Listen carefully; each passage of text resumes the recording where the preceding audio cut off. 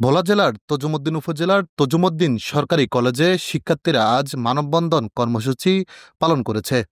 সকাল থেকে কলেজের প্রধান সড়কের সামনে কর্মসূচি শতাধিক শিক্ষার্থী অংশ নেয়। তারা জানান, দীর্ঘদিন ধরে কলেজের ভবন ঝুঁকিপূর্ণ অবস্থায় রয়েছে। ফাটল ধরা দেয়াল, দুর্বল পিলার আর নড়বড়ে ছাদের নিচেই প্রতিদিন শিক্ষার্থীদের জীবন ঝুঁকির মধ্যে পড়েছে। একটি হচ্ছে আমাদের নিরাপদ ক্যাম্পাস এবং জ্ঞান ভিত্তিক লাইব্রেরি এবং সত্যতা এবং জবাবদিহিতামূলক ছাত্র সংসদ নির্বাচন হলে শিক্ষার্থীদের দাবিগুলো আদায় হবে এবং শিক্ষার্থী বান্ধব কার্যক্রমগুলো শুরু হবে। মানববন্ধনে শিক্ষার্থীরা ৩ দফা দাবি তুলে ধরেন।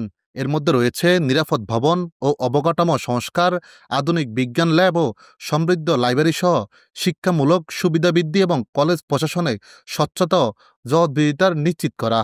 প্রথম দাবি হচ্ছে নিরাপদ ভবন ও অবকাঠামো, যেমন ঝুঁকিপূর্ণ দেওয়াল, ফাটল ধরা দেওয়াল, দুর্বল পিলার ও নড়বড়ে ছাদ সংস্কার। তারপর নতুন ভবন নির্মাণ বা পুরানো ভবনের স্থায়ী সংস্কার, ভবনের মান ও নির্মাণ সামগ্রীর নিরাপত্তা নিশ্চিত। তারপর হচ্ছে দ্বিতীয় দফা হচ্ছে যে শিক্ষামূলক সুবিধা বৃদ্ধি, যেটা আমাদের কলেজে নাই বললেই চলে। কোনো লাইব্রেরি নেই ভালো, যে জায়গায় গিয়ে আমাদের ক্লাসের পরে আমরা গিয়ে একটু বসবো এবং আমাদের পড়াগুলো নিয়ে আলোচনা করব, ওইরকম কোনো লাইব্রেরি নেই। শিক্ষার্থীরা বলেন, এই সমস্যার সমাধান না হলে মানসম্মত শিক্ষা অর্জন সম্ভব নয়। তাই তারা তাদের দাবিগুলো শিক্ষক ও কলেজ প্রশাসনের কাছে লিখিতভাবে পেশ করেন। অন্যদিকে কলেজের শিক্ষকরা জানান, শিক্ষার্থীদের এই দাবি যথেষ্ট যৌক্তিক।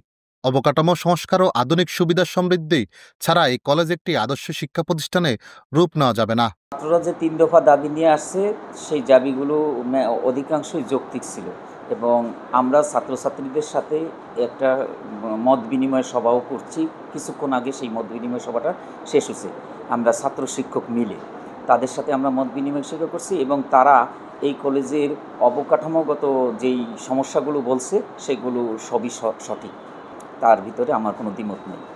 মানববন্ধনে শিক্ষার্থীরা স্লোগান দেন, দুর্বল পিলার নয়, চাই মজবুত ভবন, আধুনিক ল্যাব চাই, সমৃদ্ধ লাইব্রেরি চাই। তারা হুঁশিয়ারি দিয়ে বলেন, দ্রুত পদক্ষেপ না নেওয়া হলে আন্দোলন আরও বেগবান করা হবে।